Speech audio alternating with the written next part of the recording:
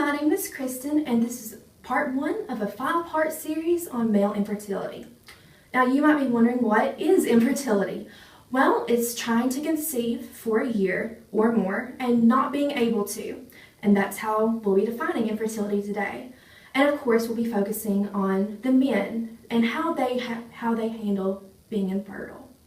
Now, the things we'll be focusing on today are treatment options, embarrassment that comes with male infertility, relationships that men that are infertile have, and how to handle being infertile after you've been diagnosed. The reason we chose to talk about this today is because there just doesn't seem to be a lot of discussion about male infertility, and we kind of wanted to open the floor for that. Also, we thought that maybe you might be feeling a little embarrassed or invisible, like people don't understand what you're going through. And we wanted to provide something that you can go online and look at for it. So tune in for our next episode on treatment options. Thanks. Hello, my name is Zachary.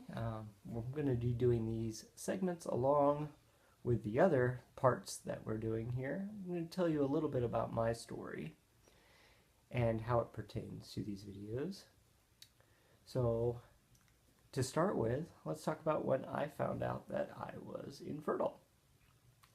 So my wife and I had been trying for a few years to be pregnant. My wife has her own fertility issues, which we were solely focused on.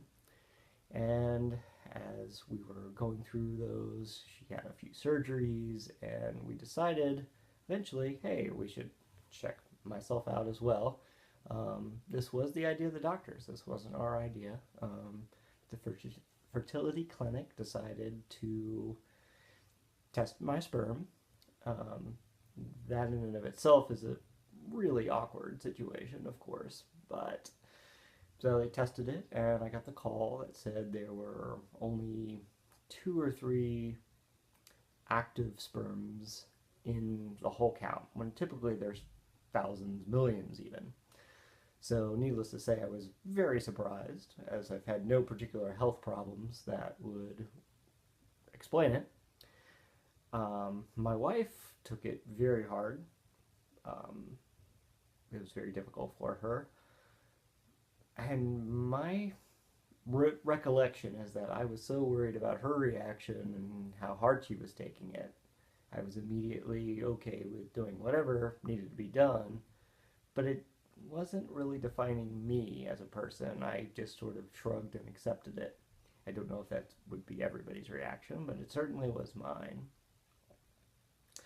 So after that, we did a second test just to be sure, and sure enough, yeah, there was very little. There were some active sperms, but hardly enough. It would have been 1 in a million.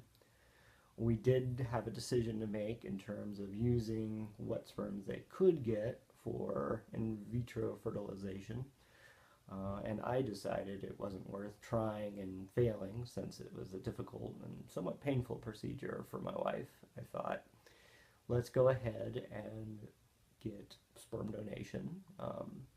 So we decided to work together. My wife picked a number of candidates. She wanted somebody to look closer to me, so she was picking redheads. Strangely enough, very difficult to find redheads in the sperm banks, but we decided to do that. And then once she had a number of candidates, she brought the representatives to me, and I would get to pick which person sperm we were going to use. A very awkward situation. And it's interesting to note that my wife had decided to use health. She was looking mostly at health issues, and I decided to look at the personality profiles. There were personal essays attached, and decide based off those which I thought would be closest to me. I didn't really care so much that the child looked like me. I honestly did not. I really just wanted someone that I think might have some of my personality traits, my very strange sense of humor.